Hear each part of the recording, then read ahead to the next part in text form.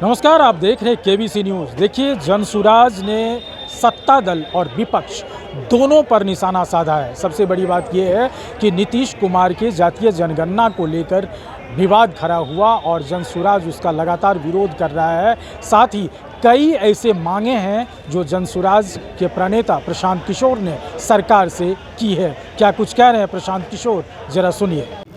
माननीय भारती जी ने बताया कि बिहार में जो पिछले कुछ वर्षों से राजनीति चल रही है, इसमें विपक्ष में कोई नहीं है। दो दल सत्ता में होता है और तीसरा दल जो है वो वेटिंग में रहता है कि हमारा नंबर कब आएगा, नीतीश जी का कब मिजाज पलटेगा और पलटकर हमको सत्ता में भागीदार बना लेंगे।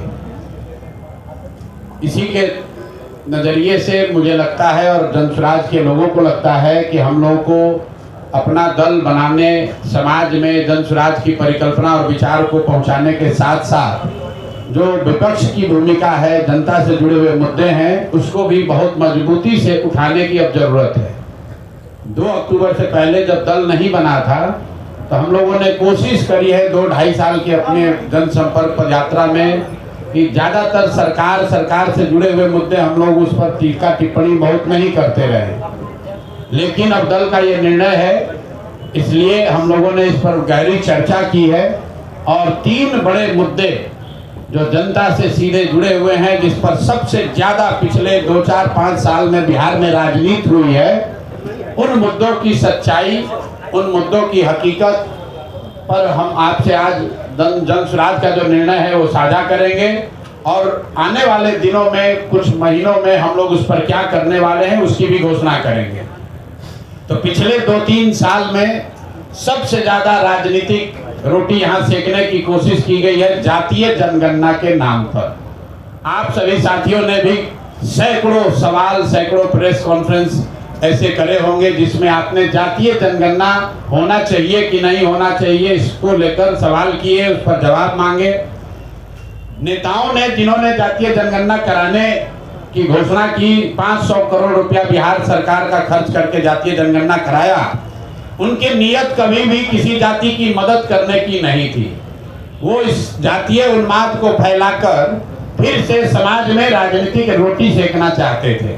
जातीय जनगणना में सरकार ने ये माना कि 34% से ज़्यादा लोग बिहार के गरीबी रेखा से नीचे आज भी रह रहे हैं। लेकिन ये महत्वपूर्ण आंकड़ा नहीं है। महत्वपूर्ण आंकड़ा ये है कि 30-35 साल से सामाजिक न्याय की राजनीति करने का दावा करने वाले लोग, इनके शासन के बाद भी जब जातीय जनगणना का रिपोर्ट आया उसमें बताया गया कि 5% से कम, मैं फिर से रिपीट कर दे रहा हूं कि 5% से कम दलित और अति पिछड़ा समाज के 5% से कम लोग ही 12वीं क्लास पास करते हैं बिहार में।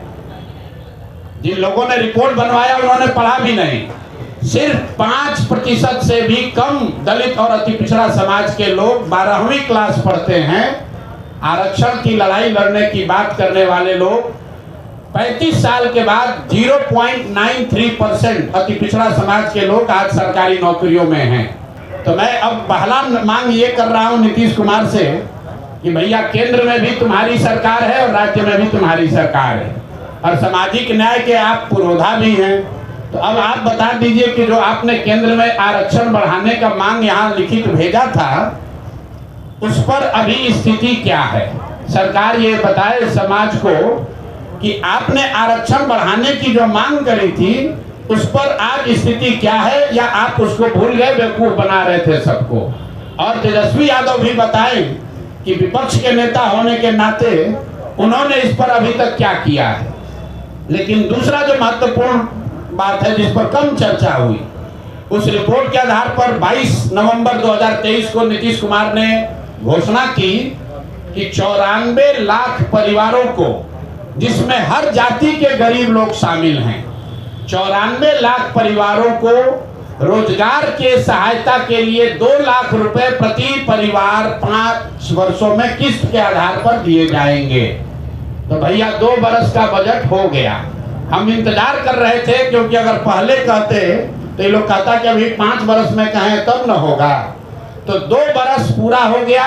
मैं सरकार से ये पूछना चाहता हूँ, जनसुराज परिवार ये जानना चाहता है कि 94 लाख लोगों को जिनको 2-2 लाख रुपया देने का आपने वादा किया था, उसमें कितने लोगों को आपने कितना पैसा दिया, और अगर नहीं दिया तो मान लीजिए कि जैसे आपके मोदी जी, आपके जो आजकल जिनके आप लाडले मुख्यमंत्री हैं, मोदी जी ने जैसे 15 लाख रुपया सबको देंगे का जुमला फेंका था, आप भी ये मानिए कि आपने भी ये बिहार के लोगों को जुमला दिया था कि 94 लाख परिवारों को, और इसमें सिर्फ किसी जाति विशेष के लोग नहीं हैं, विधानसभा के पटल पर। और आपको मैं कह रहा हूं 22 नवंबर का नीतीश कुमार का ट्वीट देख लीजिए, उनके ऑफिशियल हैंडल से ये ट्वीट किया गया है कि 94 लाख गरीब परिवारों को 2 लाख रुपया की राशि दी जाएगी। अभी तक एक परिवार को 1 रुपया भी नहीं दिया गया है।